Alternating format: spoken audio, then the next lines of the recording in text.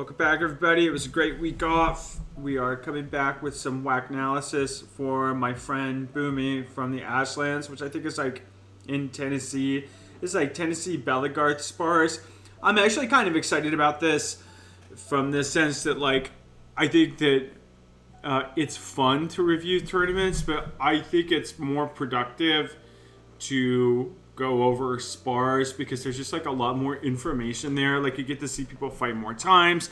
They're doing things in like a formal environment, but it's not like high pressure, right? Like, I feel I have this working hypothesis that basically, like, everybody competes in a tournament at kind of like a level or two lower than they are actually capable of because of just tournament pressure.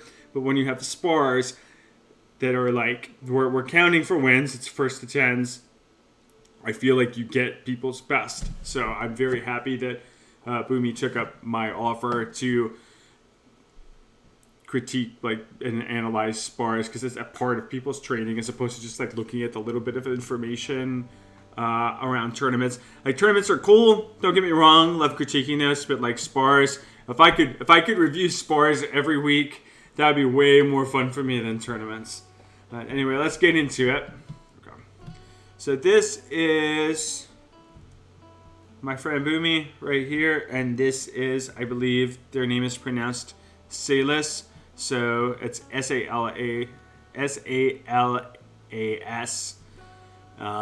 So we're gonna take a look at this. It's just some single sword.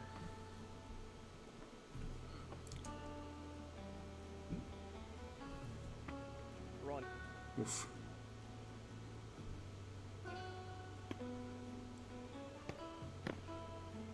It's kind of hard to see. Solace, gotcha.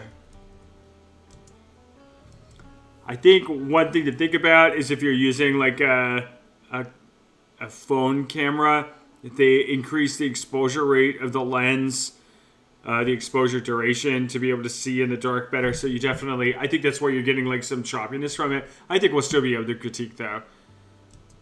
The big one minded. Yeah. See if we've got reasonable captions. Might be nice. Okay, so this is hand-matched single sword. Boomii's left-handed. Solace is right-handed. We've got... So this was... I liked Boomii's lateral movement in this direction, just to make sure that there's like some change in space. That looks really good. And we've got some, I think we have like a horizontal chop in fight one to kind of get us thinking with a high guard. I think that's really good. So I think it's like high chop and then deep hip wrap. I think there was a second chop in there. We're gonna hit in the body for it. So I think it was ended up being a simul, and that's fine. I think one thing to think about here is, let me see how close together the vertical chop and hip wrap were before I make a judgment on it.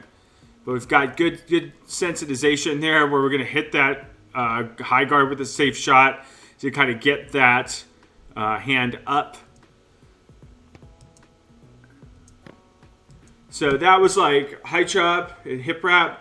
So I think what I would have done there then that's a little bit different is if you're going to go in for, I think you had the right idea where you're going in for a low quadrant shot after creating some high context by tapping the outside of that sword. I think that's good. I think you might not have needed the blade beat before you went in for the hip. I think you could probably step and fake and step and throw, right? Because you kind of already got what you wanted, which is just get his guard up high so you can save the frames by just throwing a little stutter and then the hip wrap. The other thing that you can kind of look at is, I believe this was a hip wrap, but so for a hand-matched single sword, instead of throwing like out and around to this hip, I find it can be really powerful to instead do like a rising chop that's up this way. In that way, like if you have let's see, give my camera back. So like a hip wrap, if I'm hand matching, right, it's outside. So I have to kind of create my defense with my offhand. But you can throw a good low quadrant shot by doing a rising chop like this. And the nice part is that it puts my hand position high and it's super likely to catch any kind of like vertical chop with post. That might be a spot to go in hand match single sword before you kind of go wide and outside on the hip wrap. I feel like hand match single sword is like, it's kind of a race to get that outside chop or that outside hip shot for sure. But I feel like fight 1 of a 1st to 10 is kind of maybe too early to go for that since it's such a deep shot. So it ended up kind of coming out evenly and coming out in the wash for that kind of effort. But those are some modifications that I might make to it. I know Boomii does the Belegarth, so the swords are weighted as well. So that means that the percussiveness of like that safe shot into a hit is going to be a little bit slower than it would otherwise. So that's another reason that you might want to stutter instead of use that safe shot in this scenario. But I like the lateral movement. That was good. So that's right here. This is out kind of out to the side. Is it just 10 in total, or is it first 2 10? Got it. Nothing. First time. One. Okay, so that was like a. I think that was like a flat cross to the torso, and it looks like he got you right when you started.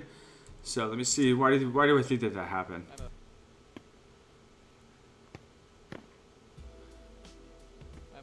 Is it just 10 in total, or is it first 2 10? Got it. Nothing. Let's see here. I think that was. It looked like you were kind of coming in a little bit too fast there. So he kind of just watched for your step in and threw flat to stop you. So I think what was different between this fight and the previous fight is you have to think about, like, I think a hand match single sword specifically when you're fighting a lefty as a right-handed person. I'm reasonably sure that Boomii is right-handed. I personally find it really difficult to create offhand defense with my right hand. Like, my right hand just doesn't really want to hand block very much. I feel like a lot of the times when I'm practicing hand-matched fighting is for like when I am in a sword and board tournament and my right arm gets taken out, like I'm trying to practice basically just that left hand, right? So you kind of have to be a little bit more patient from the outside. That looked like you were kind of trying to rush in too fast and you kind of just counter-chopped with something. And it also looked like you were working outside, again, which you kind of just did in the previous fight. So he kind of already had that information from the last fight, like, okay, Boomii wants to go out, around, and low. You have to reset that context with like a little bit more patient, a little bit more stutters to the outside, a little bit more footwork. If you go back in that fast and you all go for the same location again, they're definitely going to read that. So it's, first to 10, it's always good to like take your time, conserve your energy, and make sure that you're setting up your shots and you're setting up the context of the fight very carefully instead of kind of just like trying to come in and bang. Because I feel like you can with single sword, but like the meta is definitely counter timing people and throwing as they're throwing. So if you come into it, obviously, it's a good way to get killed. Time again. There's a Samo again. I must have missed. It's a little bit. I'm kind of losing Boomii's sword in the dark a little bit with the graininess of the video, so it wasn't quite as obvious to me. But it looked like he got either a hip or a shoulder wrap. So let's do this again.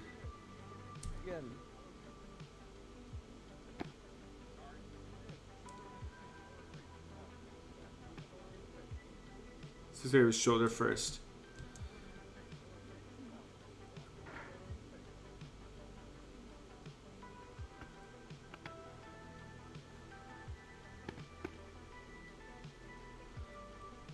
Okay.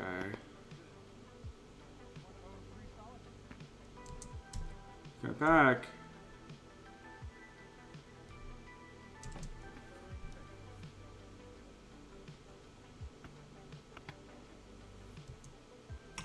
I liked what I just saw from Salas here, where Boomii threw out and around to the outside.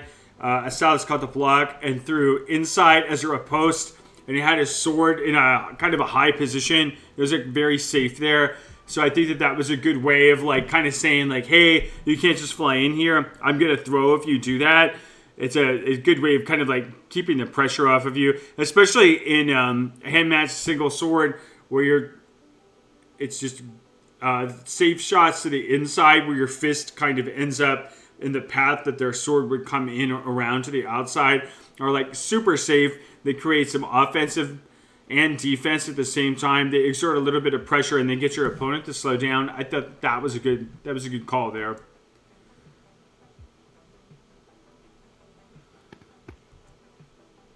And that looked like outside, inside. I think he got hand blocked for it. I lost an arm for it.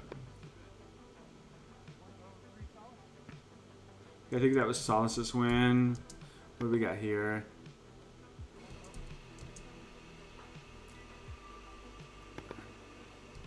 Alright, so what this looked like to me, Boomii, is your guard.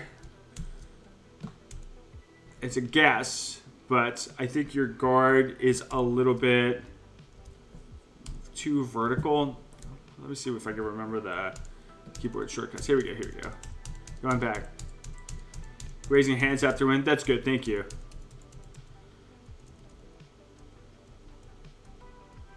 So I think the issue that happened here that you lost this arm was you were setting to this kind of vertical position here. Like this. So remember, we want our house guard. So it's really important for us to get this kind of slant here instead, right? So I think that may be one reason that this got across. I think maybe the wrap, it's hard to tell, but I think this wrap kind of came out around to the outside of it. So pitching your sword kind of over like this extends the pommel out this way past your hand, which creates a little bit protection on the outside of your forearm. So it's really important to get that guard from vertical to horizontal when you're doing a high quadrant house guard.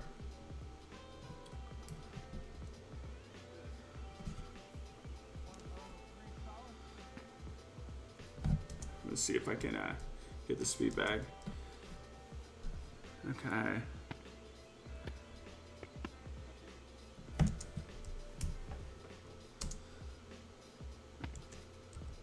So I like Salas's guard here, where he's kind of real high and extended, kind of trying to, I think, push your way, keep you outside a little bit, and block off those top quadrants. It looks like the plan here is he is trying to draw like some undersided shots, or maybe like a hard drive in to hit this hip so that he can take his own sword and just kind of like swat it down wherever. I like that setup. And we turn that into kind of some horizontal chops to say like, stay back, stay away from me. And you kind of want to play a little bit of defense here. Oh, that looks like some good block strike. You love to see it. You love to see it. Let's see here. Inside, outside. It looked like we had... Yeah, he kind of faded back and dodged that body shot, which was good.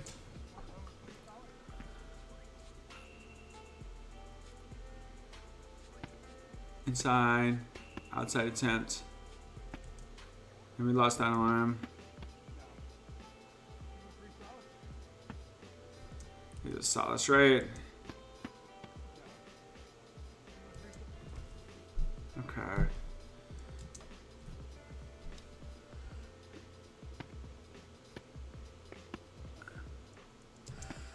Okay. All right, Boomii, I think what we've got here that I would start looking at is I felt like your approach here was like a little bit shallow. I think that this is just too wide for you here, this position. Like you've got a real big splay here and your legs are also like real straight. So I think what you want to start thinking about, I think a long lunge is probably not going to work for you super well. I think you want to start taking kind of shorter steps where you stay upright and take more shorter steps where your balance is where you want it. Because what can happen here, and what I thought I saw in the first fight, is when you get these feet this wide, the natural inclination is to kind of like let your upper body kind of shoot down like this. And that starts indicating to your opponent, like, I'm definitely going to take a low shot. Where I think if you like took some slower steps forward and shorter, not slower steps, but shorter steps where you were more balanced a little bit more rapidly, I think that you would probably have better control over your torso's verticality. And I think that you would get a better, like, a range of shots that you could take from that position. But I felt like this looked like you were trying to commit to too long of a lunge that you're kind of, your body's not able to support right now. So I think I would try to shorten up your footwork a little bit. Keep it small, keep it simple, keep it patient, and step forward like that. Because I think what happened here is just that you kind of tried to close a little bit too far with a real wide stance, and you got pulled kind of low when Solace was still kind of hitting like high quadrant shots, right? So you can see you're like a pretty good distance a few frames ago. But then you kind of take this step, and now you're a little wide. You take another step, now you're much wider, and you're kind of pitched forward. I think it's just a little bit too wide. I think you want to narrow up your feet a little bit and take shorter steps and try to use your lateral movement to get them to make some mistakes. So, hello, Rock. Sorry, I was trying to finish my sentence, but it ended up being a super long fucking sentence. So thanks for stopping by, Chief. I appreciate it. Always nice to see you on stream, my bud. So I think that was the main thing that I'm seeing there. It's like smaller steps, shorter steps, a little bit closer together to the feet. Let's see here what we got. Okay, back to left hand. That looked like a bonk to the nog, and I think we got that low shot. How do we set that up?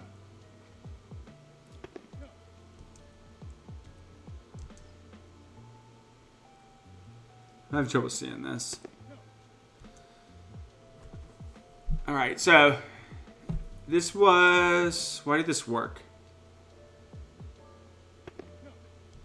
It looked like you counter closed on him and threw low, which was smart timing. I think you definitely want your offhand up to try to cover yourself. It looked like you kind of pitched down and ducked, and he got hit on accident, I think. The captions are not clear.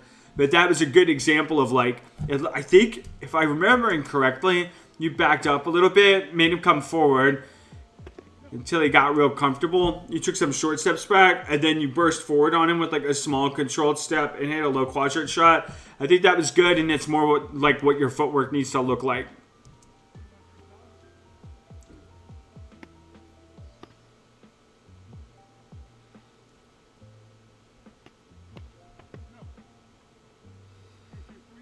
Bring it back this way, guys. It's getting too dark.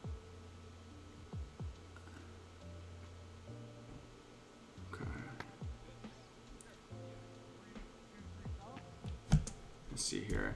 Solace, I think your defense is a little bit too extended here for some of these. I think that it's fine to take this long range position here where you're kind of like pointing your sword and threatening and saying, you know, don't get too close to me, I'll stab you or something like that. That looks like, I would imagine with a heavier weighted sword, you kind of have to pull the sword back before you throw forward. So that makes it a little bit more, that makes it a little bit slower to get the sword started. I feel like you could start with that extended guard being like, hey, stay the fuck away from me. But I think with a weighted sword, if you're not blocking, you need to come back a little bit to throw. So I think getting just a slight bend after that initial like prodding and ranging forward, getting a slight bend to the arm so that your arm is like 10-20% more pre-chambered so that you're able to throw with a little bit more force and a little bit more speed, I think would go a long way for you.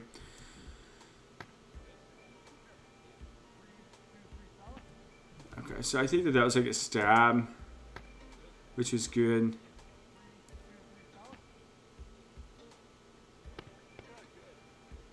Oh, that was a nice one too by Solace.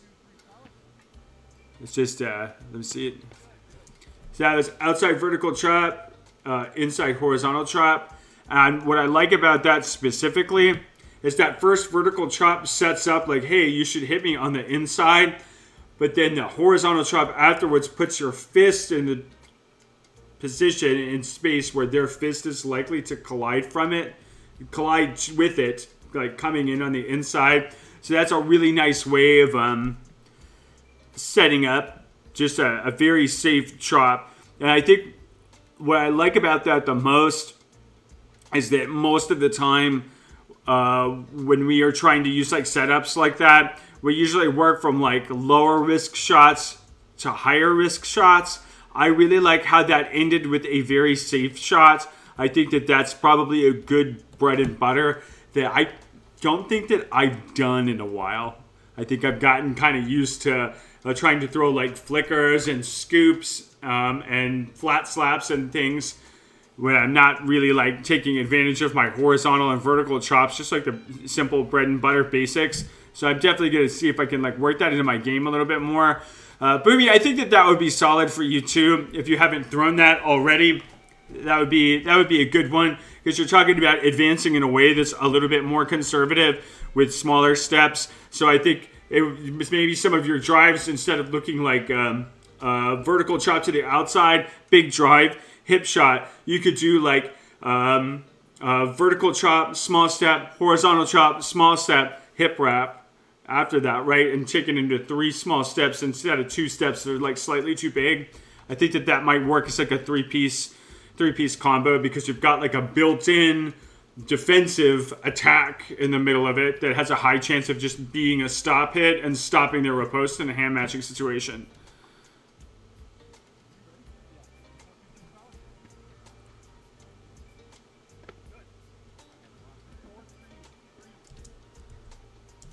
I think this was just... It was a good fake with a good advance. I think that it looked like Solace there kind of tried to stop Boomii's approach with another attack. And I think that was maybe too close of a range to do that from. I think if I was Solace for that one, I would want to stand like another half step back to try to draw out a little bit more movement. I think that was a little bit too close. And the issue with fighting too close is it's just the shots are really fast. And you actually have to pay more attention to it in the dark where this fight is, where you have like less time to react to the shot. You want to stand like just a little bit farther away and try to get them to press in a little bit more.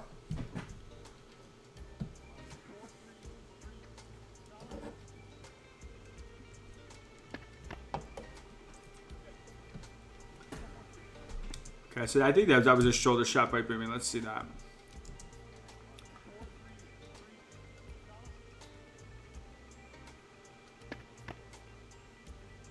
Yeah, the camera didn't cooperate on this one. I'm not sure I can see.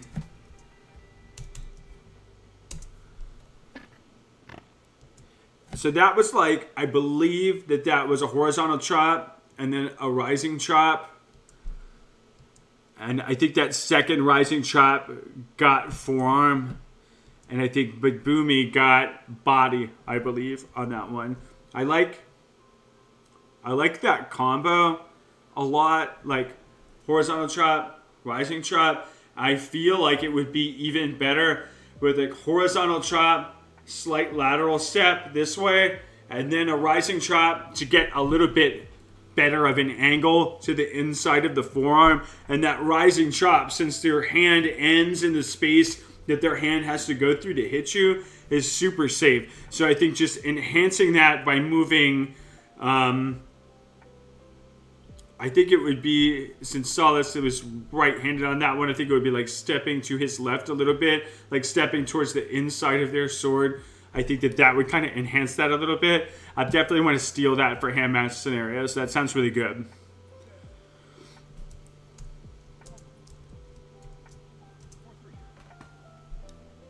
Okay. That's good. That was good.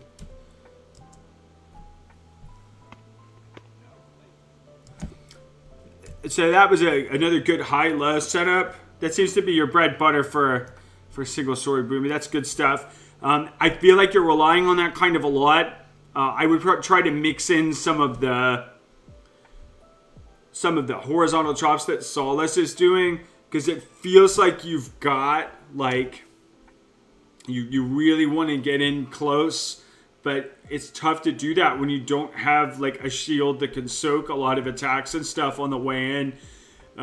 So I think like adding a little bit of just like long range snipes to the forearms as you work your way inside across like multiple steps and doing it in 3 steps instead of 2. I think that would really supplement that game a little bit. It looks like your hip wrap is kind of snasty on that stuff, so that's pretty solid.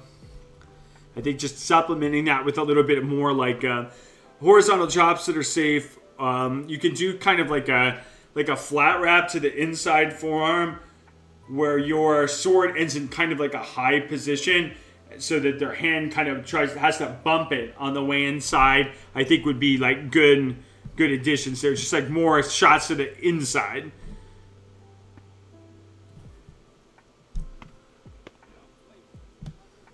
I think that was another one. Same thing. I think we got hit in the chest for that one, if I'm reading that correctly.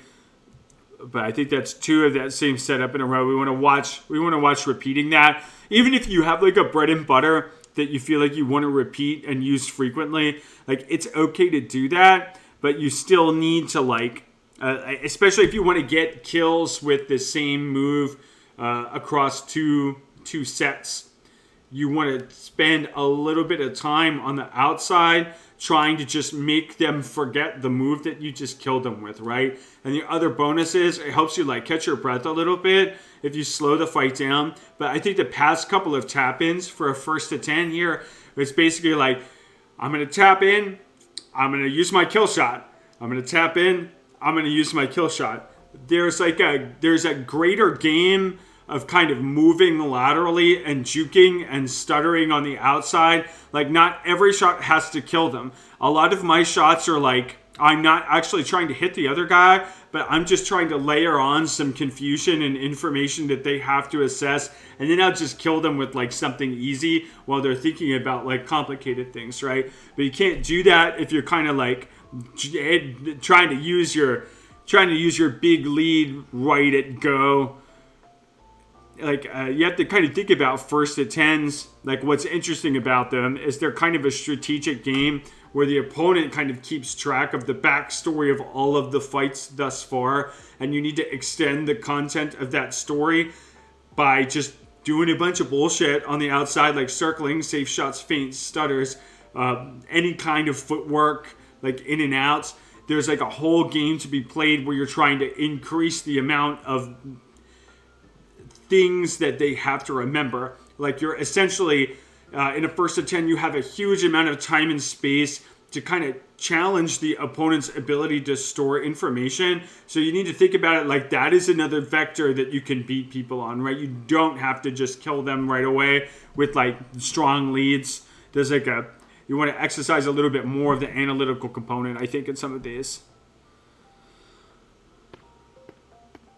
Ooh, nice block strike. That looked good. I love block strike when I see it. It feels like it's a little bit rare. This is real dark. Like, it starts off in the light.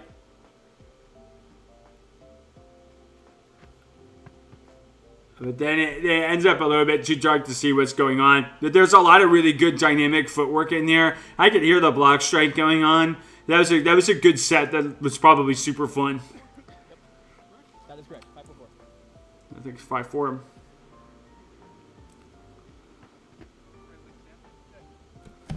Let's see this one. I think that this was a downward blade beat to like a chop to the arm afterwards.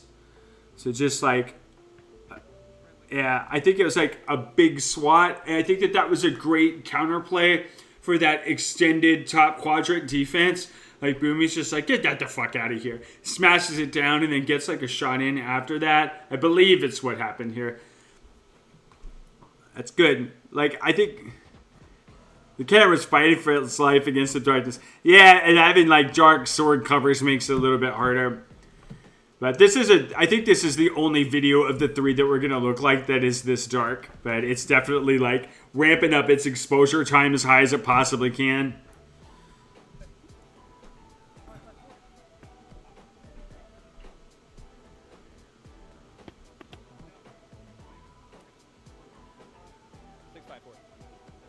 That's a good block strike. I think, let me see here. So, we're hanging out. Yeah, it looked like Solace threw like kind of an outside shot. Boomii blocked it out and threw in. That was good stuff. I feel like Boomii, your defense is real strong. And you may be trying to lead like too many of these fights and kill with the big opener. I think like one thing that you could do is if you're thinking like, okay, well, hand matching single sword, like a vertical chop to hip wrap, like that's my bread and butter, right? So like round 1, let's say you win with that. Round 2, it looks like your defense is also strong. Why don't you just back up slowly, block strike the dude out, make him lead, right? So I have this hypothesis that, or theory, whatever, kill shot go burr. Yeah. I have such a big fucking problem with this, and I'll tell you about it when I get through my input here. But like round 1, go high chop, hip wrap. Round 2, back up, counter strike or block strike them out. I feel like it's an order of magnitude harder to lead the fight because not only do you have to like execute the actual kill shot, like time everything correctly, select when it's going to be done, get the footwork correct, but you also have to hold in your head, like, well, what might they do afterwards, right? So, like, if you're leading the fight, you have to think about, like, 5 things at the same time, but if you're just kind of backing up or backpedaling, counter-striking, or just block striking, you're really only thinking about, like, 1 or 2 things, and you can kind of control the tempo of the fight by backing up a little bit more and not letting them get close enough to swing until you're ready for it, right? So maybe fight 2, just block strike him out, counter strike him, regain a little bit of stamina, and then fight 3, then throw another kill shot, like at the start of the fight. What was I going to say before that? With the kill shot go burr comment, I think it was 2021 or 2022. I think it was early 2021. We were doing a lot of video analysis about my own first attempts, and we found that like I got really good scores, but I would get like 6-1 or 7-1 or 6-2 or 7-2, and then I would drop like 2 or 3 fights, right? Because I had thrown so many leads that I think I didn't realize that I was like sagging a little bit and trying to throw another lead again right away. So I know on like for myself, like fight 6 or fight 7, I'm probably going to try to like regain my energy a little bit and back off a touch and then kind of like let them lead while I catch my breath and try to work some things in and then kind of finish up strong.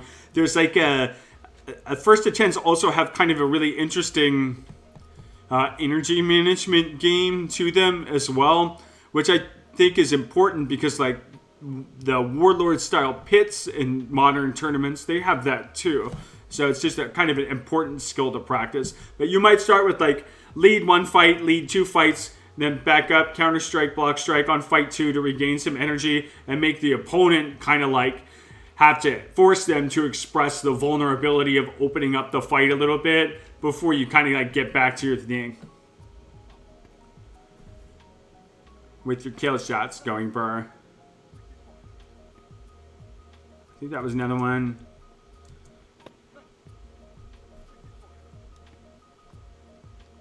Another good block strike set.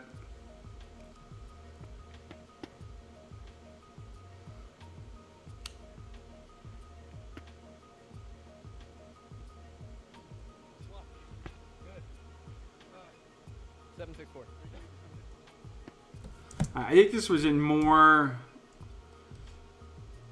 I think this stance is still a little bit too wide for you. It looked like you worked some good in and out here. I believe that you won the fight and you're at like 7-4 now at this point. But I think you're kind of getting out into this splayed position where it's a little bit harder for you to kind of move around laterally. I love this spin on the end. That was good. But I feel like this set, was it these two?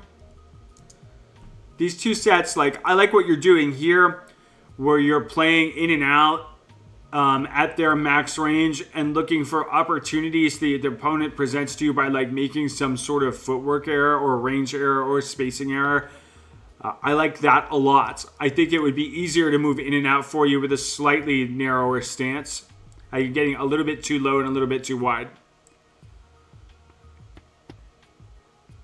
I also like how you're using your shoulders to change your range too. That was something that Isaac did a lot of. I'm not very good at that, or it's just I've never practiced it. But that's like another way of kind of controlling that range by like a few inches. And leaning forward and back is like very, very fast. So if your ability to estimate people's ranges is like on point, you can have a really good time like spot dodging people's attacks by just like leaning back just an inch and then hitting people. It's very fun to play with. I think it's like a little bit risky, but if you know what you're doing, it's super fun.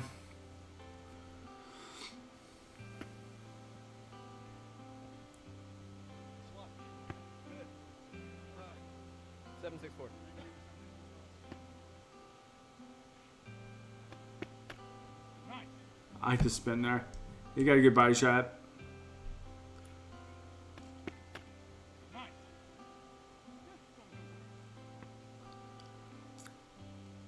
I love a good single sword spin, man. That makes me happy.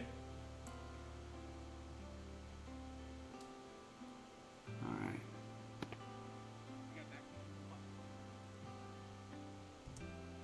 I think that was one too many trying to kind of spin on him and shoot and then lean out. I think what you want instead, for the most part, is like, usually people do that because they're trying to kind of reclaim an overextension, right? Where they'll like overextend with their back and then try to like whip their back away or turn back. You kind of have to practice like you pop forward in such a way that you're able to like kind of pop back afterwards. So a lot of the times it's like you lean too hard on a front foot and get kind of stuck in space. So you feel like you got to like kind of turn your body to spin away from them. So spin, Sven. At least a block strike video a lot long ago where they're moving their back foot and leaning in and out a bunch. They're trying to work that in. Yeah, that's good stuff. I think that was something he liked to do a lot. He's very tall though. I feel like you're a little bit taller than me, but not like super tall. But that's a good thing to try to work at.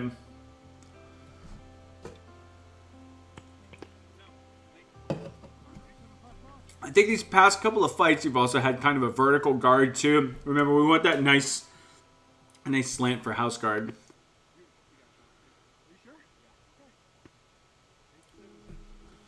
$5,309. 5,300.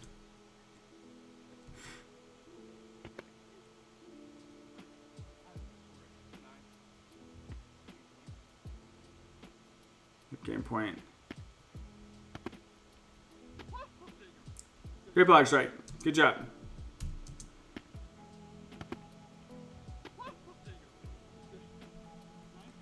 All nines, and then like 5 or something. 6 maybe. Simon.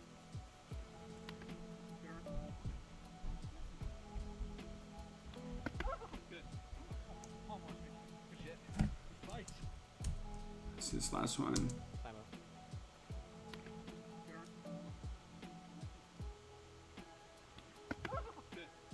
Yeah, it's too dark to get much out of like the targeting there.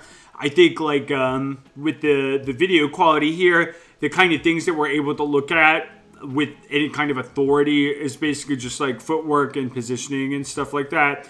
But like the actual targeting, it's hard to tell like what shots are inside and what shots are outside since the swords are kind of blending in with the dark a little bit. So they may be like I just don't want to spend a ton of time like speculating on like what's inside, what's outside, that kind of thing. But targeting might be something that you would consider with a more authoritative video. But I think we got like a good coverage of like just like our spacing and our footwork and our strategizing a little bit from that video. Let's hit the next one. All right, is this Grotto or Grotto versus Boomii? So we got punch shield.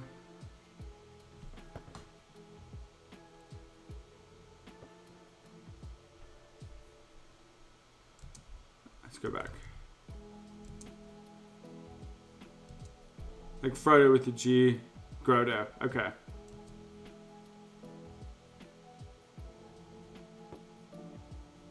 Okay, fight one.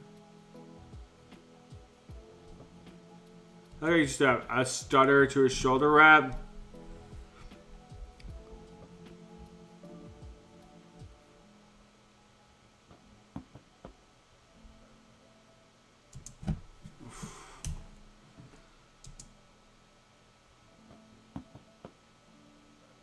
So it looks like that shoulder wrap's doing a lot of work for you. That's good. Let's see if we got with Grotto. That's one cross. I have a feeling that we're crossing too much here. Yeah, we had like there was like an attempt to hit the shield side from Grotto there, but it was kind of just like a horizontal chop that was to the outside and wasn't like quite a wrap. It seemed like I think like I'm not gonna say that they can't wrap yet, but I think weaponizing that shoulder wrap is very important. I think especially for like punch shield, because punch shield, like the point of it is kind of to fight from long range and kind of cover your forearm as it extends, because it just doesn't cover the shoulder quite as well as like a strap shield would. So I think kind of weaponizing that shoulder wrap a little bit more for Grotto would be a good idea here.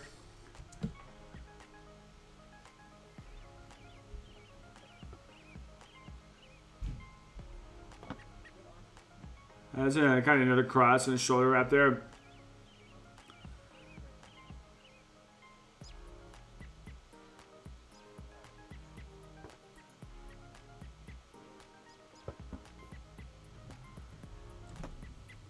So I think the main thing that happened here is that Boomii kind of hung out for too long in the dark side position and got sniped for it, right? Like, we had like a couple attempts. I think it looked like it was going to be a dark side, but Grotto wasn't biting on it. And then it looked like you wanted to kind of come out, but then they started getting closer. So the dark side position is like not one to hang out in a lot. The one exception is like Rock has an attack that I like to call the Margit, where they'll get into the dark side position and then like very slowly shoulder wrap you or something like that from that position. But that's also kind of built on the fact that Rock has like very long reach. I thought I was saying no safe spaces, but not here. I didn't mention your name.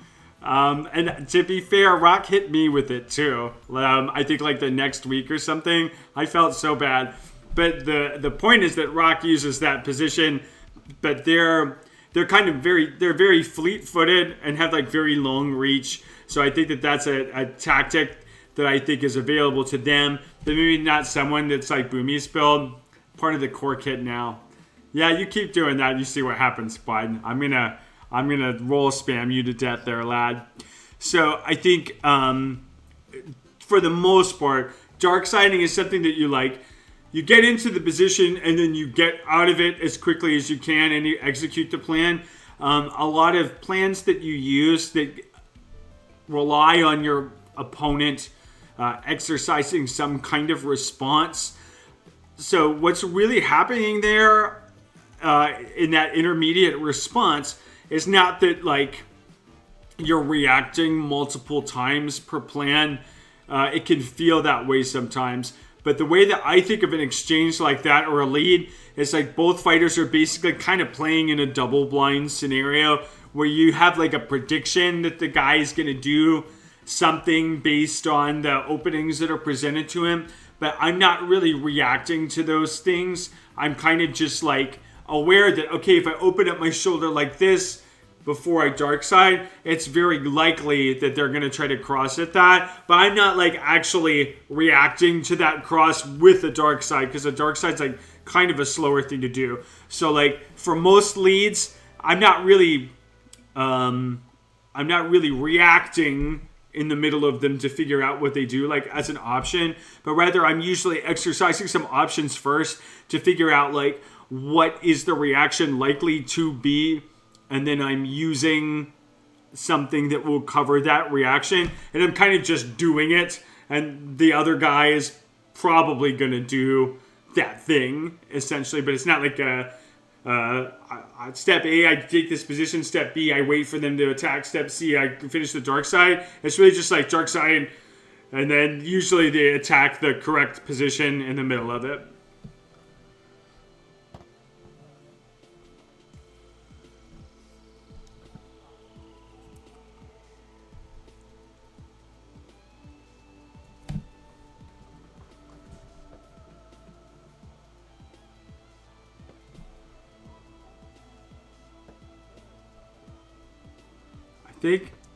I'm not really sure what the outcome of this fight was, but it looked like Grotto got a cross snipe in here.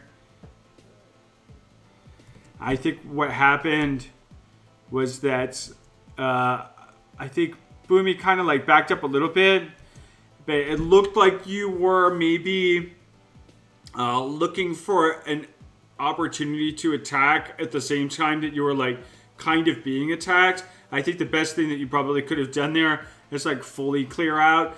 You really don't want to be in this space unless you have like some kind of superior advantage, or if you like know that you're a lot faster than them. But really, like we're not training to beat people worse than us. We're training to beat the people that are at our level.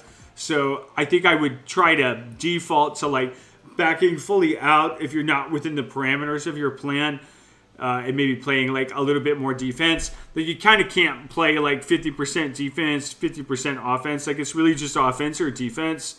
I think then you needed to choose probably defense in that scenario.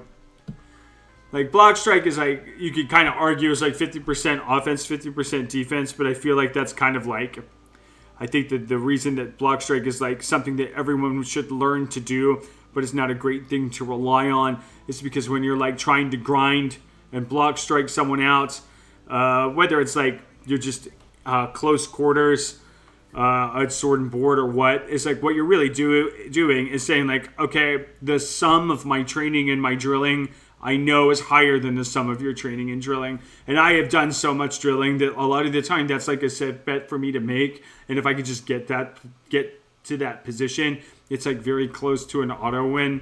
But that is like the level of training that you have to do that is like extreme. And like the other in the day of like me and Brett and Jaylee, like I would not do it to those guys because their level of training was like close to mine. I think I was a little block strikier than those guys, but it was just like, what am I gonna go like 55-45 like in the grind zone? Like I'm not just gonna leave it up to that. I'm gonna try to like outplan and outmaneuver them a little bit more. So you just kind of have to think about like what kind of decision am I making by staying this close.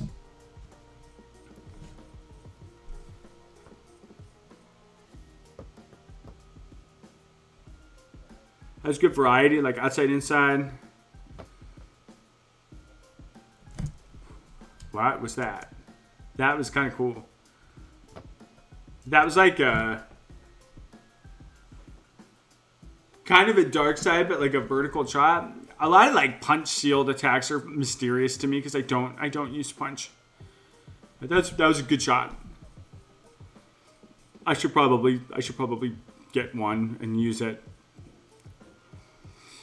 Figure it out a little bit more. I just love my strap, man. I'm addicted to it, it's my friend. I think I was throwing behind my shield into a sword up. Yeah, I think that's what you did. It just doesn't like have a name, I guess, like as an attack. But it looked like it was kind of just a chop, but like it was from behind the shield. It was cool. I think one problem I have Yeah, like a straight punch. One problem I have is like a dark side to me is just this horizontal chop like that, and then like, but with punches you have like so many other dark side positions where your shield is just crossed over that it's like my brain is like, this isn't anything. Like, what the fuck is this? That's not a dark side. Would you please just politely dark side within the definition of a dark side? It's just like not how that works. It just mystifies me. It's good. It's good. I'm just more commenting on my own inexperience with punch. I think maybe that was like a stab or a cross.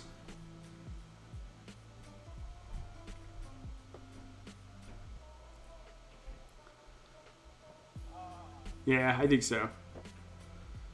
This is a great snipe. He got that on like lateral movement too. That's impressive.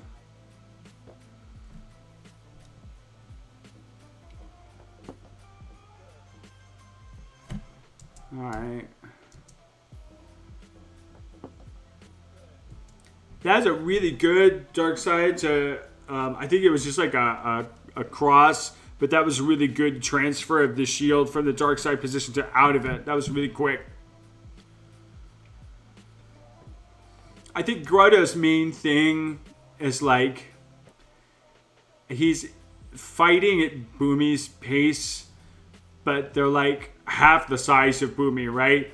Like you really want to try to use your advantage in like foot speed to kind of change directions, change the range, like use lots of circling, lateral movement, like anything to frustrate, confuse, throw smoke on your intent, like anything. That I think we're kind of just like engaging Boomii on Boomii's terms here. I think is most of what Grotto's doing. I think we need to just spend some time thinking about like what kind of fighter do I want to be, like what is my body like capable of doing. I think Grotto could like put in some serious time to like some footwork drills and use a little bit more like in and out pressure, specifically trying to draw like Boomii rushing them down and backpedaling, or just like using some directional cuts where you like step forward and then step off at an angle to try to twist the opponent out of position a little bit. Just like anything in terms of like using our feet to exercise just a little bit more control, I think would have been huge here for Grotto. I think he's at kind of like a drilling experience disadvantage, where his hands and his offense and defense like aren't quite as organized as we want them to be, and like that's okay. Like sometimes you fight your mentor and you have like an experience disadvantage, like that's normal. But you have to like look at the parameters of the fight and be like, what can I do that is different? What can I do to differentiate myself between me and my opponent to try to like seek an advantage, and not like fall into the trap and engaging our opponent on the terms that our opponent would like to engage in. A good example was I was fighting Telfair in an event when he traveled up here a little bit. And Telfair likes to fight really close, but Telfair is like 2 feet taller than me. I just fit a lot better into that space. I have a lot less torso surface area, and that just did not go well for him, right? And you just have to like think about like how can I engage my opponent on my terms and not try to beat my opponent on their terms. So.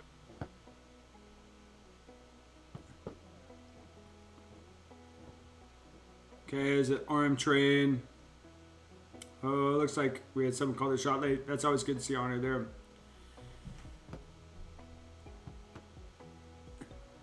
I like the coverage there. Let's go back and see if we can get it.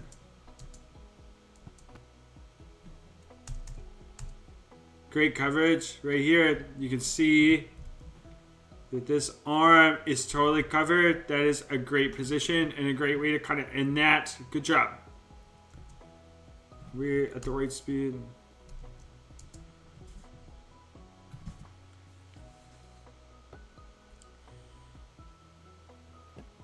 Oh, there we go. That was exactly what I was going to ask for, is like some more loops or something as a fake, and it looks like we got that in there.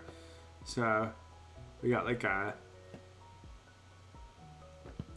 It does. We had like a loop, and it didn't turn into anything, but I love loops, like Foshan Lives, where you do like a big swirly overhand motion, or you can do them vertically, and you can also do them like around the shield in either direction. I love those as like a way to draw shots and get people to throw at you. Because usually the loop, if you practice your loop, it can be fast enough that your hand is like out of position just long enough to entice your opponent into throwing at you, and then your hand kind of returns to its original positions and you're back in your guard, right? So it basically like kind of tells them like, okay, it's your turn, right? When you expect them to take it, and you kind of activate them to use their turn, and then you kind of play off of that with like some block strike or something like that. I felt like loops used to be good fakes, but people kind of got too fast and too counter-strikey for them to work quite that way.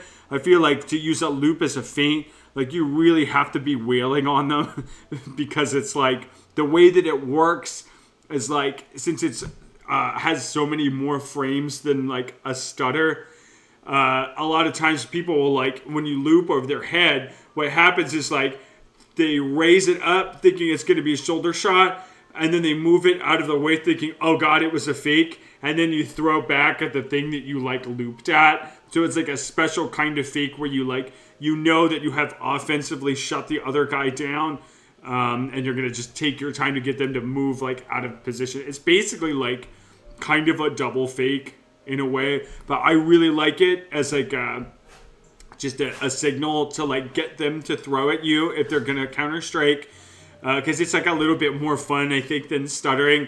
And you can also get like good blade beats and stuff out of loops too. I think we saw that from PG at the Eclipse tournament, and the last one was just something that I kind of wanted to play with a little bit, was kind of using Foshan Lives as a loop fake and a blade beat, and just like catch their sword and pull it out of the way and throw over the top. But it looks like you kind of threw the loop and then didn't throw because you felt like the guy was too far away. So that's fine. You can do that, and you can use it as a way to like draw shots for you to advance. And if you catch the block, you can riposte to something that'll work. So I was just going to ask for that, and then 2 minutes in, I got it. I was going to be like, more loops or feints or something like that, and we got it. So good job to Boomii.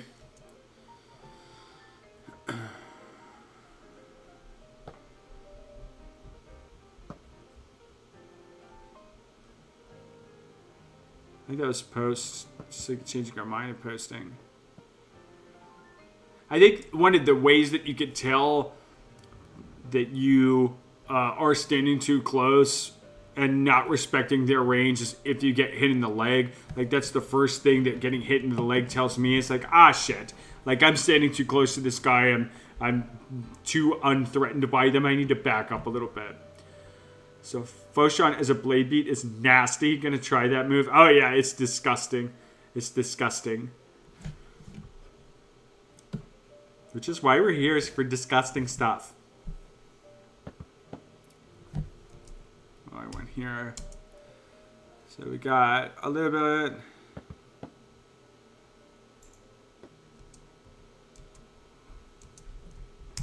Give me a little bit slower. Like shoulder wrapped across. That's good target variance.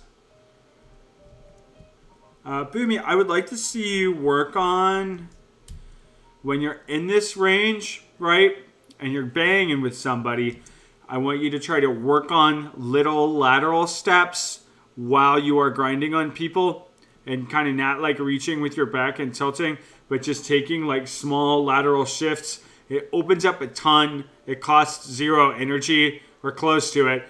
As it takes like very little bit more coordination, but just like shifting back left and right on somebody when you're grinding on sword and board, it's something that I've worked on for the past couple of months. It has given me huge fucking dividends. It's been absolutely disgusting.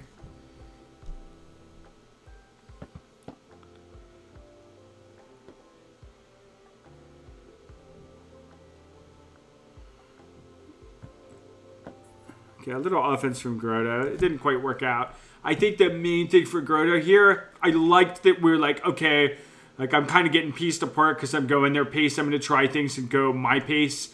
So I think for Grotto, kind of coming in with like this attack was really smart. We went out wide outside to the shield and then like across. So we're like trying to set up that power shot there. I think that that's good. I think that the issue with this particular drive was Grotto came up with a good plan, but then when the plan didn't work, it kind of stuck around to the inside to see what would happen. It didn't have any kind of like escape route and just got smacked for it, right?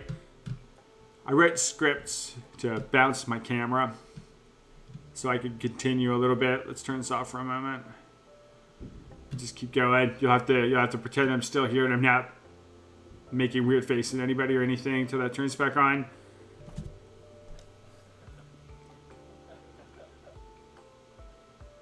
All right.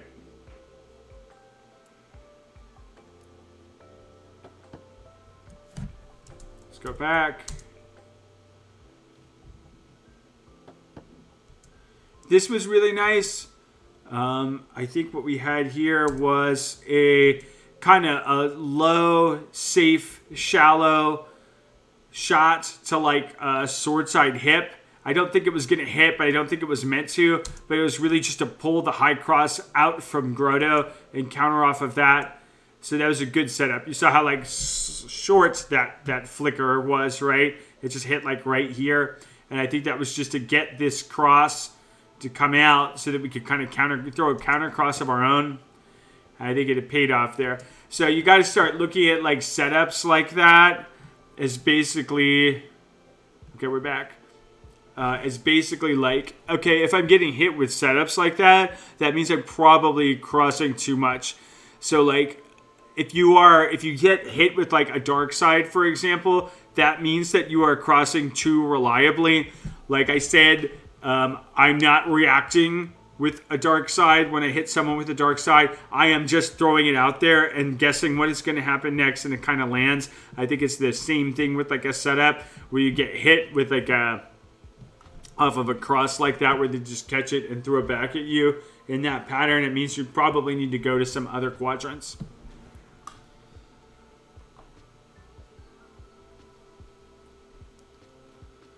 All right. Let's go show the wrap. I think Greta's getting a little close, and that's why some of these wraps are landing. I think if we used more lateral movement, it would help us cover those positions a little bit better.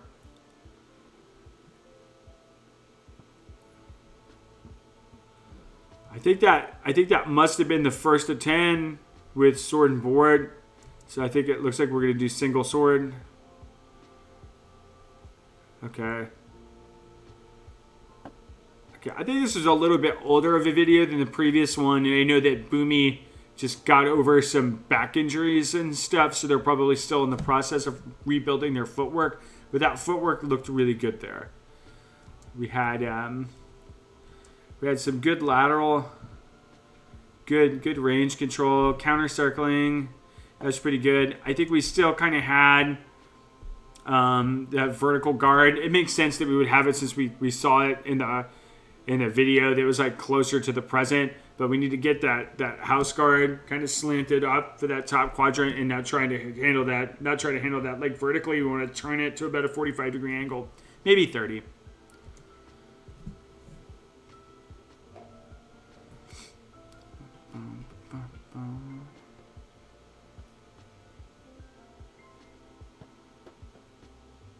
Good block strike. I think it's kind of just like safely picking away at range. And then just block strike him out when he gets antsy enough to swing back. That's solid.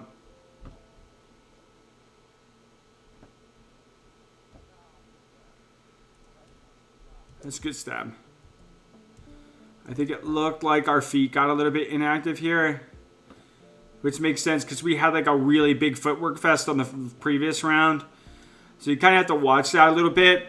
I think like if you use a ton of energy on a round with like a ton of footwork, it's really good to just build it into your basic reactions to kind of just keep range and walk back when you're fighting people on the next round, to try to get them to lead the fight, to try to catch our breath a little bit and restore our energy a little bit.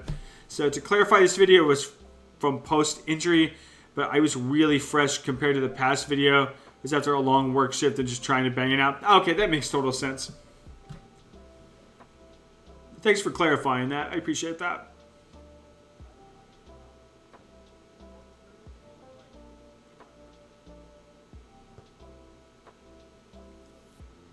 I think it's a note from myself too, because I know that like on round 6 or 7, which is probably more like round 4, 3 or 4 now, that I'm not like quite in the condition that I used to be, to just build in some lower pace, more defensive rounds to recuperate for big aggressive drives. Because I think Boomii and I are similar, and it's like, man, I hardly care if I win. I really just want that big aggressive drive, and I want to do it over and over again.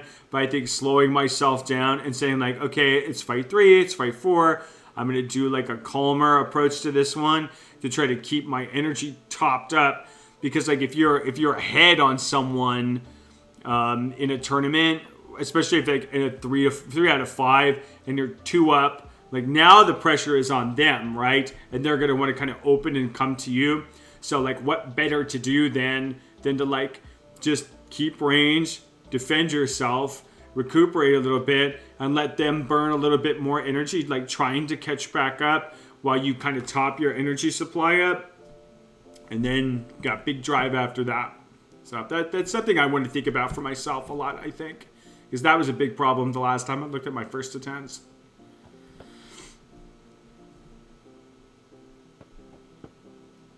Good block strike. I love block strike. You love to see it.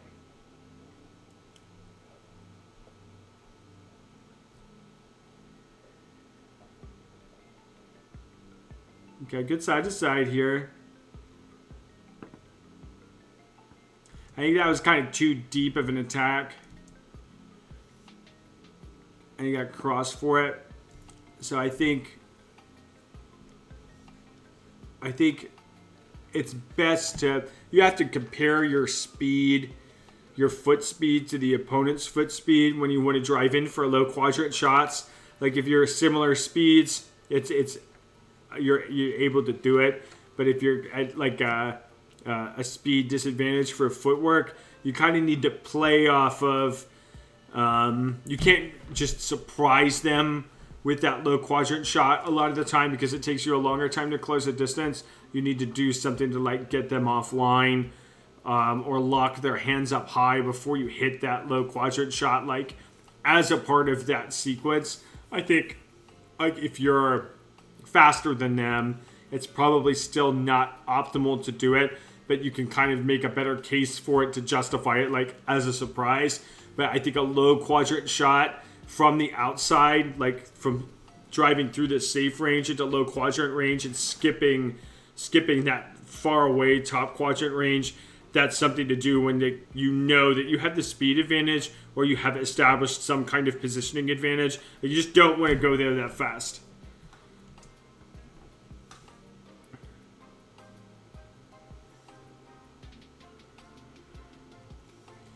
Good range.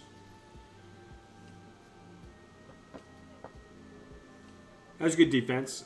And staying the good backpedaling and keeping range.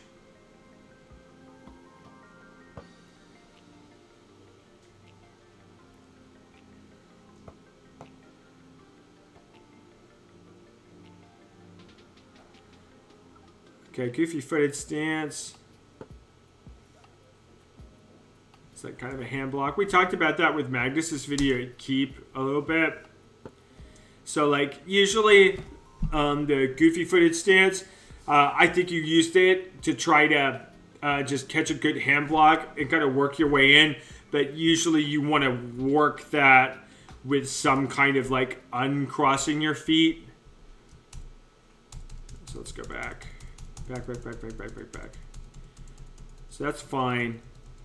But like when we're here, what we want to think about doing is kind of like catching this block and then maybe stepping back as we kind of counter their body or counter their arm to try to get the right space.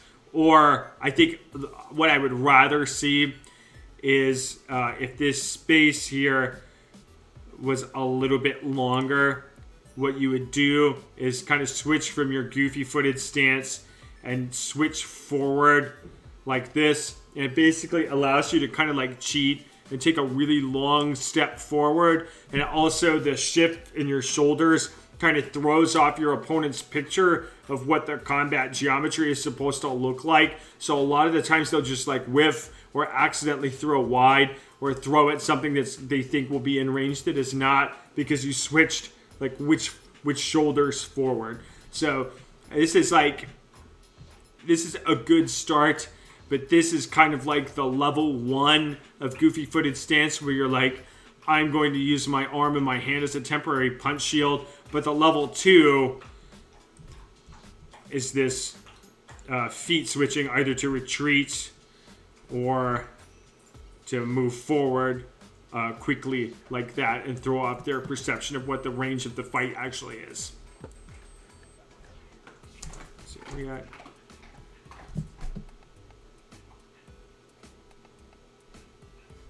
Trying to see if you guys could hear my dog chewing. He's at his bowl right now. I think you see his tail behind me.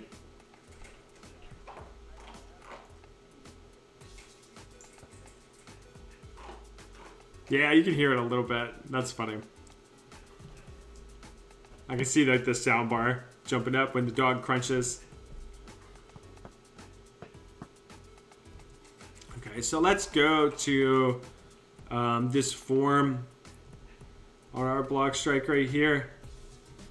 So we're kind of doing a shuffle where like we've got a foot is kind of coming up too high, and I think that's because our feet are a little bit too wide like this. I would want to narrow this up a little bit because it looks like you're kind of teetering back and forth between feet.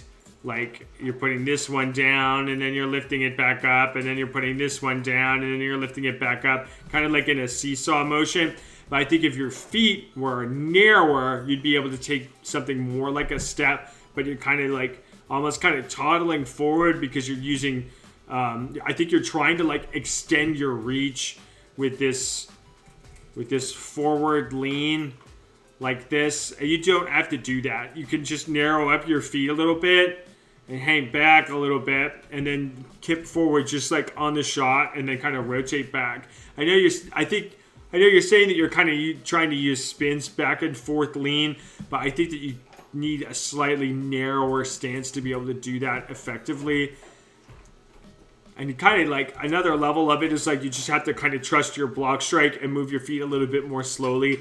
I think BAB as a drill would be really good for you if you want to look that up at the CG Dojo, because you kind of start with like a walk towards the opponent and then you snap into your stance and then move kind of subtly. You could even like extend it from BAB to 3 shots to like maybe make it more like 6 and practice working around to the outside like while you're doing that and keeping that block strike mobile and keeping that lateral movement kind of going.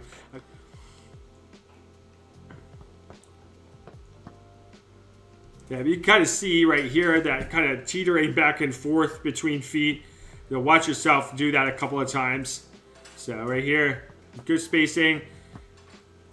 Then kind of back and forth like that. I want those feet narrowed up a little bit and just take like steps. Practice taking lots of short, fluid steps and kind of chain them together. I think that would be incredible for you because it looks like you're getting locked down into a position where you kind of can't move very well.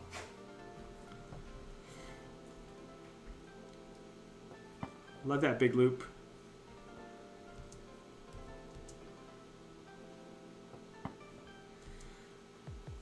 I think that loop was like, it looked like you paused because he didn't throw when you expected him to. I think that happened once before, so the assumption that you would want to start making, I was like, okay, he's not going to throw during my loop, he's going to try to block. So like get a little bit closer, then loop, then throw, because that's not he's not using loops as a bait. He's not reading them as a bait to attack. He's reading them as a real attack, and he's trying to defend himself. So you got to get a little bit closer and kind of fake him.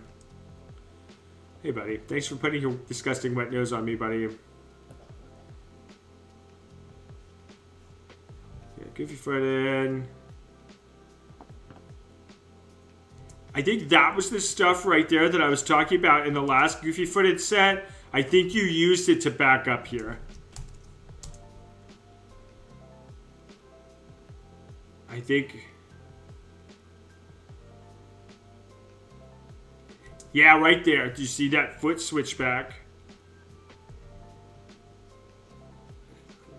Right around here. It was like right on the frame before this.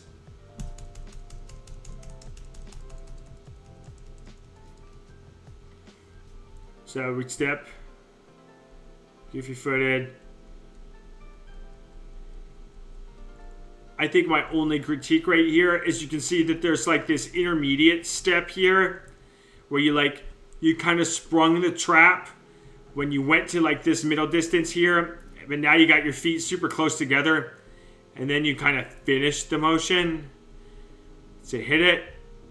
So I think that worked because Grotto is fighting at a little bit slower of a pace, but I think like when you have like a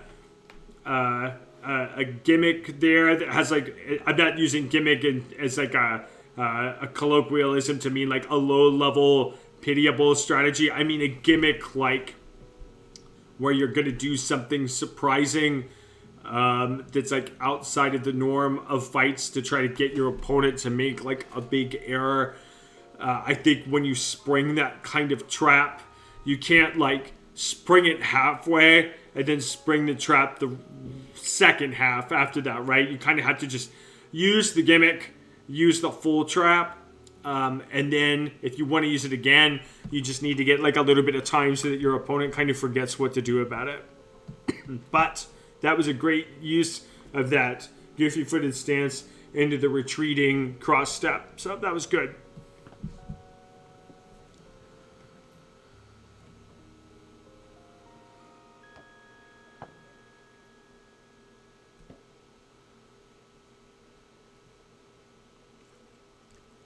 I think Grotto's feet are getting more active, which I like to see.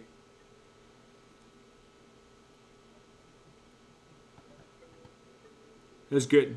That was a really good big high cross. You got like real low with that. You had great defensive coverage because your hand was like way high. That was really solid.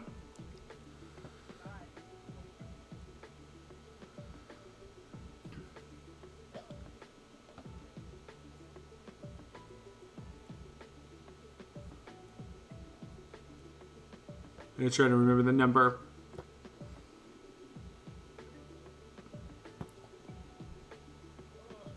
I think that was another drive that was a little bit, like a low drive from a little bit too far away.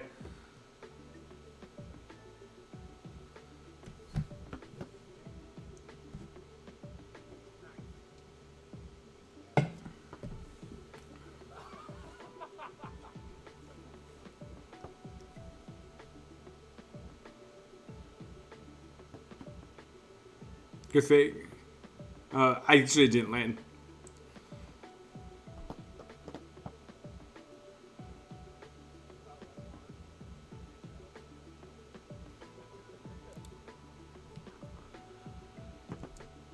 I think Grotto's main issue that I'm seeing here on his defense is a lot of the times he's tucking back to this position right here, where it's a little bit hard to see because things are grainy.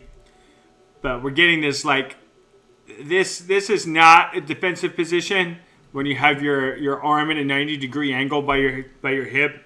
I guess it's like chicken winging kind of, where you're like a rock'em sock'em robot, right? Like 90 is okay for your elbow, but the 90 has to be like up here to protect yourself. It can't be like down here. Like if you put your hands back here, you have no defense. What you're doing is you're a grandmother trying to drive to like the grocery store to get like lottery scratch offs or something like this. You're not going to defend yourself like this, right? You got to get your hands up and away from you. I like 90 degrees, but my hands are up like this with my elbow at 90 and my fist is like a little bit closer to my face or at like shoulder level or something like that, but not down here like a rock and sock'em robot. He's just the worst of both worlds. Because like the only shot that this chambers here, right, is like you can extend your arm straight forward like that by kind of pushing it up. But like if you're gonna try to wrap shot or something, you have to lift your arm the whole way up and then drop it over top. Whereas if you had like your hand at the 90-degree angle here, it's a little bit faster to get a cross shot like that, or a cross shot like that, or a flat wrap like this, or even like a money shot makes more sense here. But if we're in this position with a 90-degree elbow at our side, we don't really have any defense going on there, and we're also not chambered for a shot either, right? So it's the worst of the worst of the offensive world. It's also the worst of the defensive world as well. So I think like what I like to tell people is like, I should be able to smell your armpits. Like I should know if you haven't worn deodorant today, and I should be mad about it. Like you wear deodorant, but like you keep your hand up like this. Like this is it's not anything basically. And I think it's like normal for people to want to have that position, because like if you're kind of shy and you're not used to athletics, you kind of want to like get your hands down here like you're going to kind of do a bench press or something like that, but it just doesn't kind of cover any angles. I think like a punch, right? Like people come from like this peekaboo stance, and a punch is like more like a thrust, so you can make an argument that you can like thrust from that position. But for big slashes, your hands need to be like up to block them.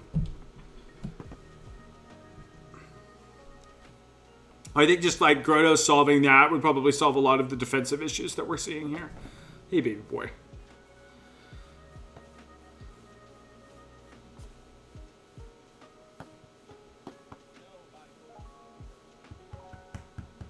Someone needs to notify my dog that it's daylight savings time. And we're not going outside yet.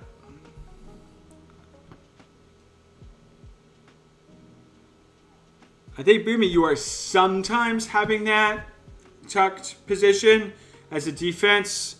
Not all the time, but I think I might try to clean that up with a little bit of block strike if you haven't already in the year since this video. You can see how the position lends itself well to stabbing, but it's kind of like just rising attacks like that, which is, I feel like, is only 20% of single sword shots, whereas like 80% of them are like more like up here.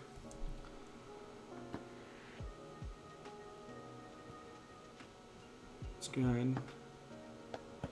Good range control there. Good range control.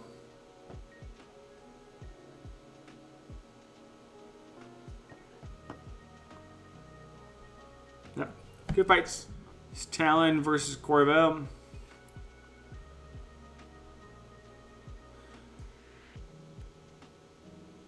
Okay, we got hand match, sword and board, and I think both of these are straps. I believe so. And I think this, I'm not sure if that's a dome shield or not. I think it's just an artifact of the paint, and I think it's flat. Boomii, if you're still in the chat, or if anybody knows, is this Talon or Corvo? Is Talon on the left or the right? I think this is a white belt, so I think that this might be Talon, but I'm not sure. Talon is a dome. Okay, so this is Talon, and they've got a dome shield. Gotcha. Thank you. Thank you. Okay, Talon, Corvo. Talon, Corvo.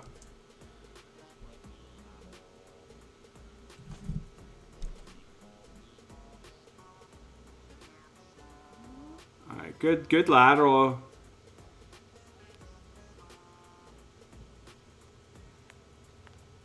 Wait, camera can't keep up with this guy, this person.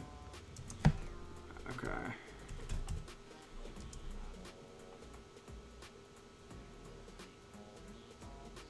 So we got big lateral shifts here. Very like fluid. This is like great footwork. It would be very confusing to chase Talon down.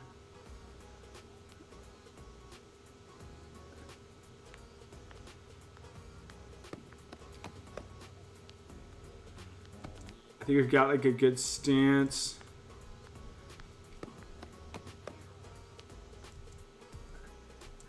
think that it's tough to see because the film is very stuttery.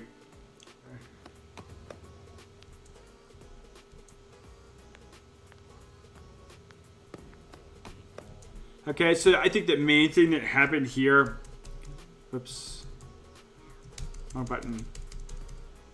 I think that this was Talon's good lateral footwork that kind of set this up. I think that it looks like Corvo got kind of misaligned here, where like you can see that the shield here, the surface of it, ideally what we want is it's kind of a perpendicular to our opponent, but it actually looks like it's trailing off this way a little bit, which opens up like any kind of lefty wrap shots or slot shots or whatever here. So it looked like Talon kind of used this big lateral drive this way to get this shield to open up a little bit. So it's a really smart setup. And I think that basically like Corvo didn't end up able to get out of that essentially, and like didn't fix their footwork or fix their position.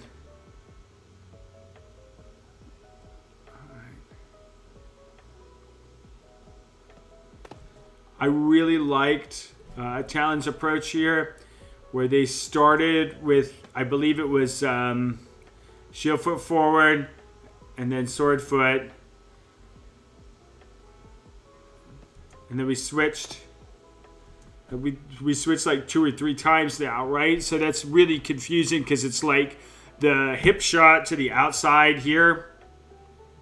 This is more open when this foot down here is forward.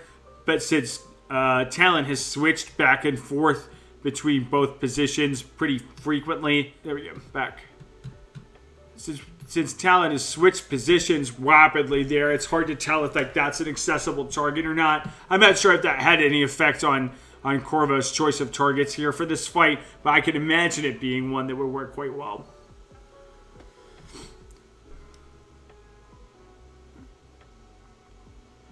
Good lateral, good lateral.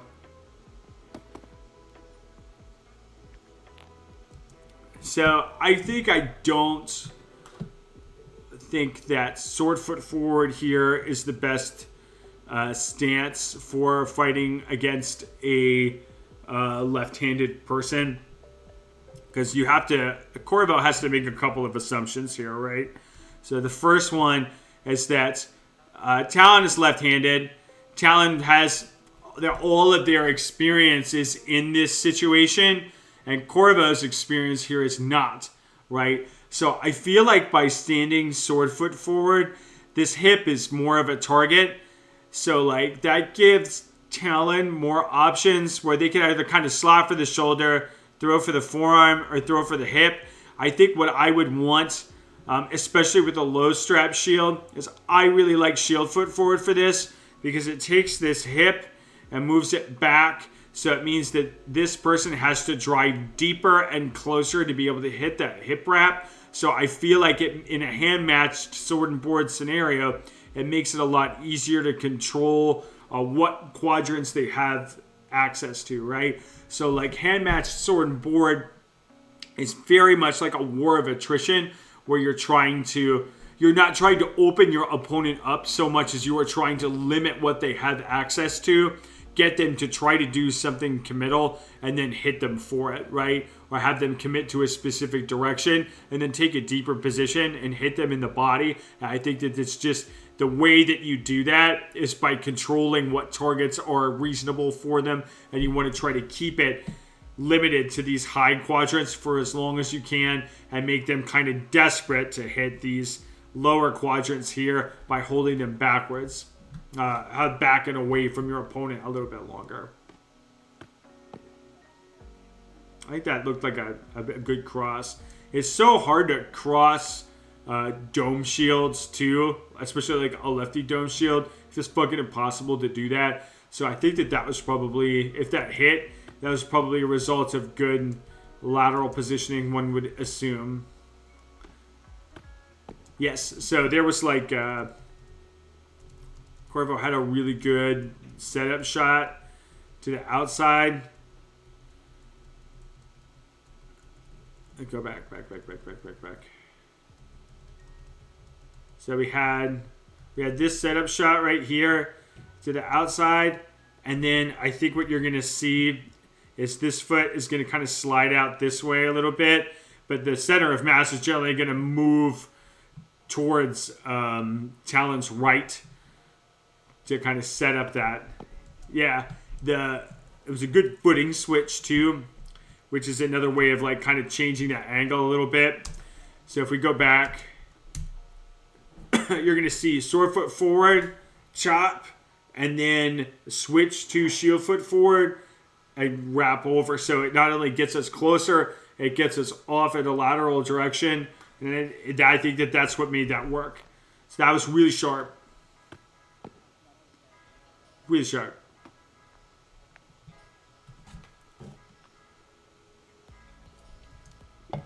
I think Corvo's switching to shield foot forward too.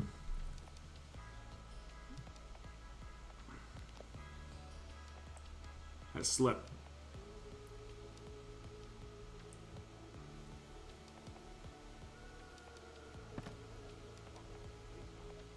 I got crossed there.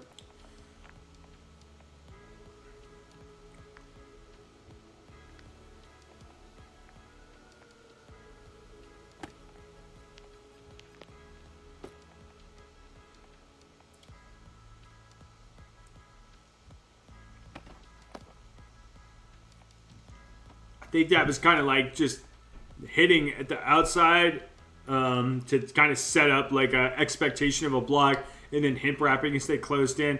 That was pretty good. I think I'm noticing that Corvo's holding their shield maybe a little bit too far away from their body. I think it's because they're using sword foot forward that they're trying to kind of extend this shield to cover the sword arm a little bit more. I think that makes sense if you're trying to like do a long range poke at the opponent, but we're kind of not, right? We're kind of like trying to get close and hit that hip, but we're exposing a lot of hip in the process. So I would think about using this sword foot forward stance to try to throw some long range pokes at this forearm, even if it's just like stutters to try to get it to peek out and then kind of counter chop at it. I think that would go a long way. And then I would probably try to switch this foot forward as the fight got closer to give myself like better angles.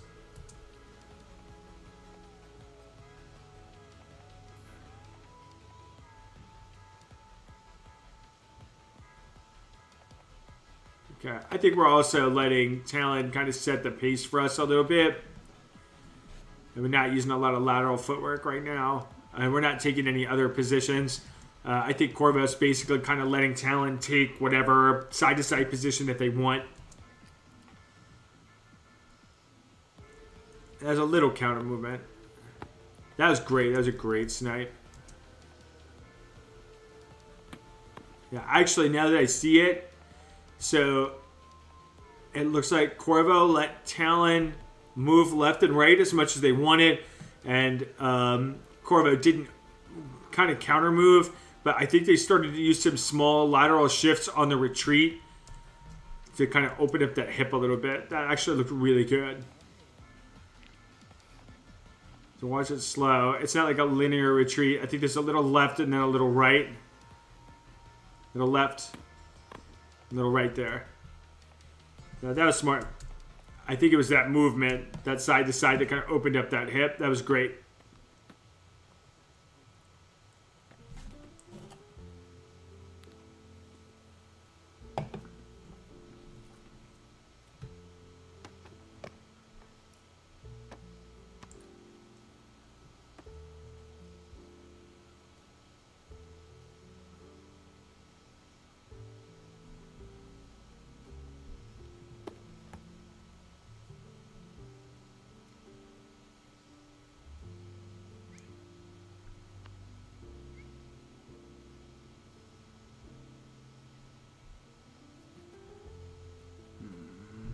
Good lateral.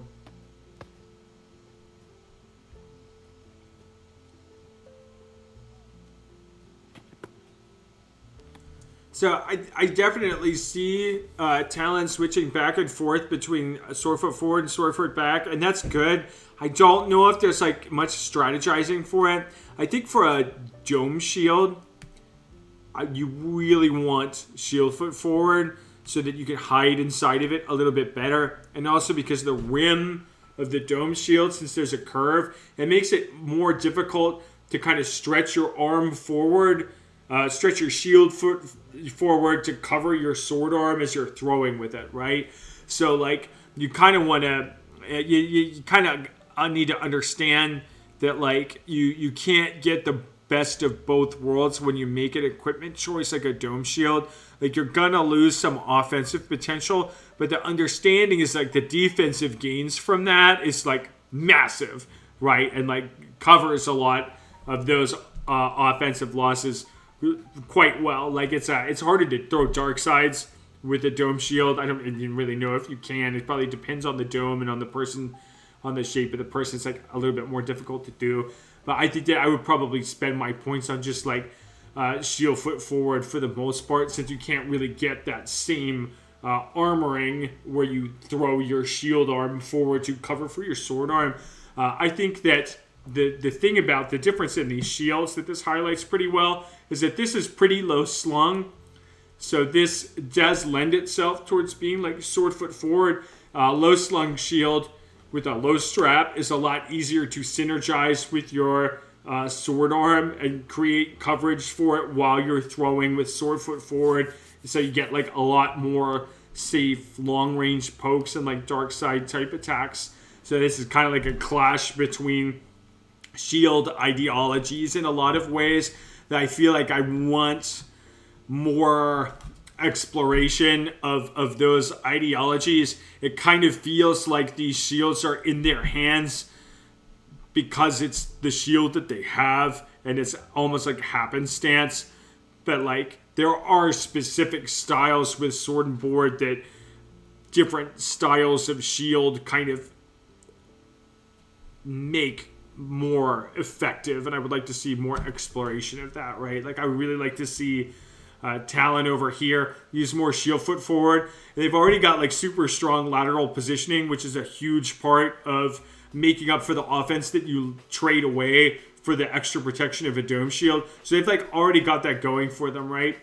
And I would like to see more sword arm coverage from Corvo at long range. It feels like Corvo's kind of waiting for a close range encounter for the most part, and it seems like they're doing quite well in them. But that sword foot forward and a low strap shield has a lot of potential to pick away at people from long range. And maybe that it seems, maybe a decision that's based on Talon having a lot faster footwork, because like you kind of have to switch out from that sword foot forward position, and you can get stuck there if you're like throwing dark sides and armor crosses and stuff, and then you have this person with a dome shield explode on you and get really close. But I feel like I want to see more like both of these fighters have made decisions to optimize, and I would like to see more effort in making the optimized choices that they have already made work for them, right? I hope that makes some sense.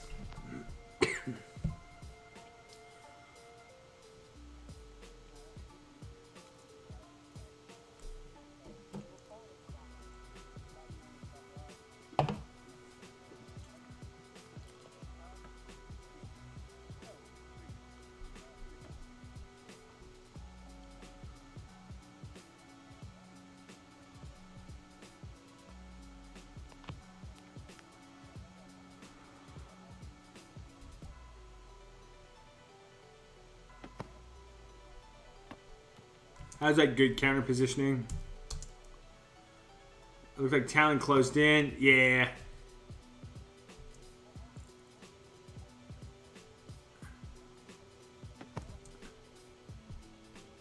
So it looked like Talon steps laterally a little bit, and Corvo steps laterally to match.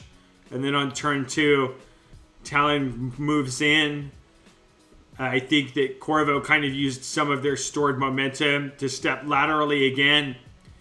And it just ended up being like a perfect counter movement.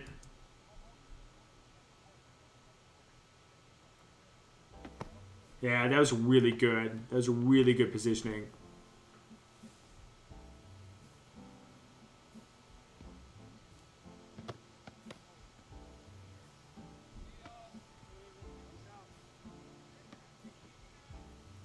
Be good.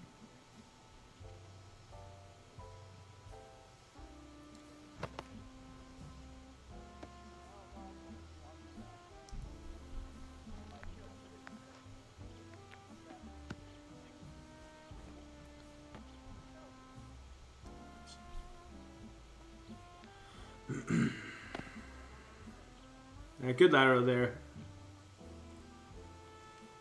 I think Corvo's footwork is like waking up. I like how they're kind of hiding their movement potential by like at range they're not moving a ton, but when things get close and the pressure is on, they seem like they start moving a lot, which I actually really like as a strategy because it kind of hides their top speed a little bit. And since the person who's approaching is kind of like already doing stuff, it's harder to notice like how fast is my opponent moving when you're already like trying to fly in on them and hit them or set things up. So it's good. It's good counter movement. I like how the strategy of like playing defense synergizes really well with staying kind of passive at safe range, but then defensively positioning yourself very aggressively with big lateral movements when the actual heat is on.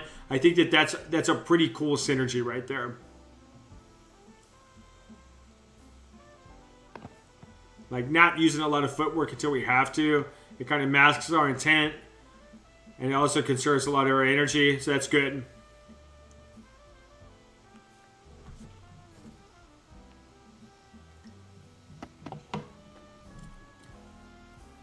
The start of this fight had some really good micro adjustments. So watch Corvo's feet. Little adjustments, right? They are paying absolute attention to that positioning. And they're not letting even like the smallest movements. A lot of the time if your opponent like doesn't move very fast, people just like won't move. But I feel like Corvo's adjusting that positioning very actively. It seems to be paying off.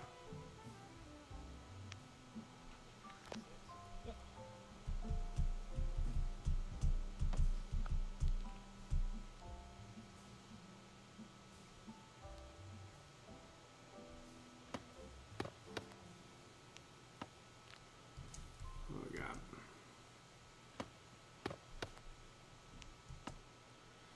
I think that this is some of the kind of like getting walled out that Talon is experiencing here. I think is they're kind of trying to just throw just chains of shots, right? So like this one looked like it's just like a chop to the hand and then attempted a hip wrap.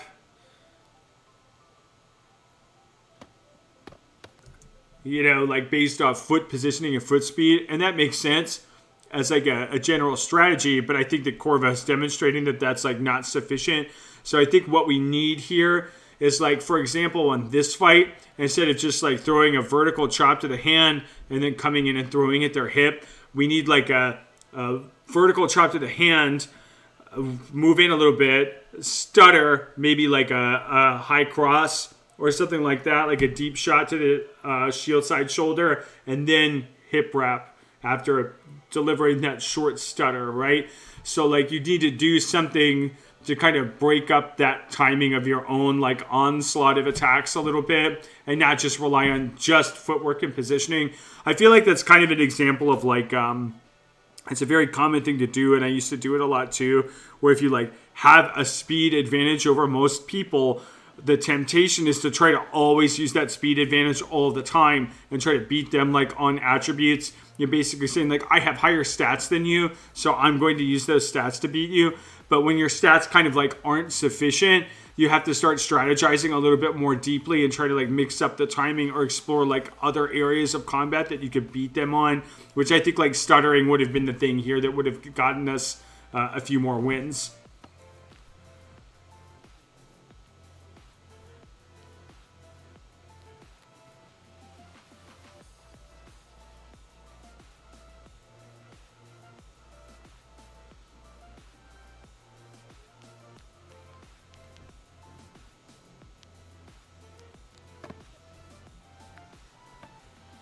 It's a good positioning.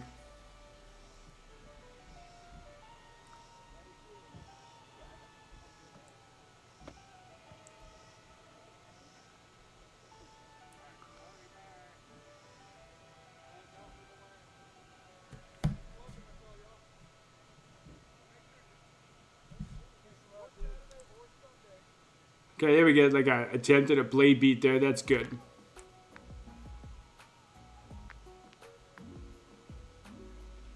Like something to kind of change the space up.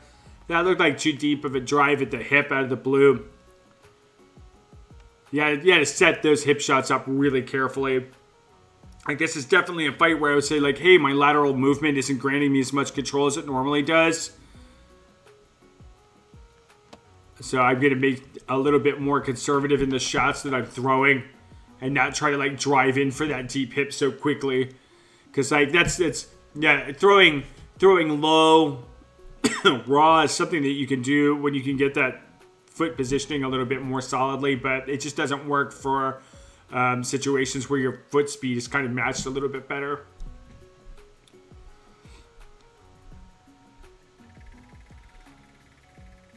It's like Talon switching to more shield foot forward.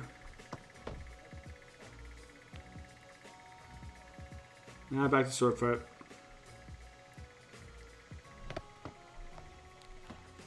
Yeah, I think Talon is trying to go for the hip too frequently at this point and needs to mix in some other stuff. I would really like to see them score a hit like against the shoulder by like kind of rocking their guard apart or something like that.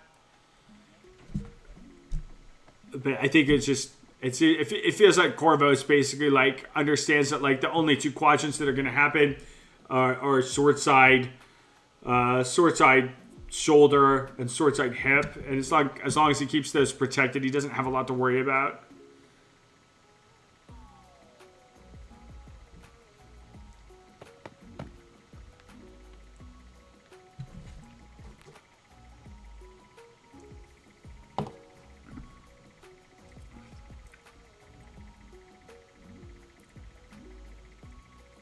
Not letting them get close. That's a good call versus Doom.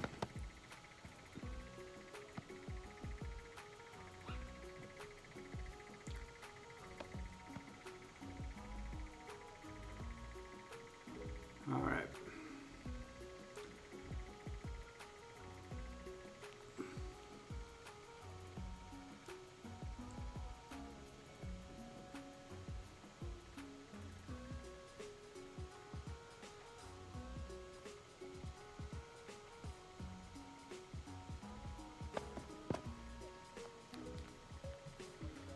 It's good stuff. All right. I think that that's pretty much my input at this point. I think I definitely need a shorter night because I got some lifting that I got to do tomorrow and I'm pretty smoked. All right. I hope that was helpful. Yeah, thanks for coming. Thanks for submitting first attempts, Boomii. I appreciate that a lot. I feel like it takes like an extra layer of vulnerability to be like critique my fights like on an extended level. I'm wondering if like more people need incentivized more to submit that kind of film. Because like with a tournament, like you fight 3 times, right? And you can be like, oh well, you know, it's just tournaments and stuff. But like with first attempts, like you're kind of fully responsible for the outcome and its contents and all of that. So it's like another layer of vulnerability there. So I really appreciate you sending tape to look over.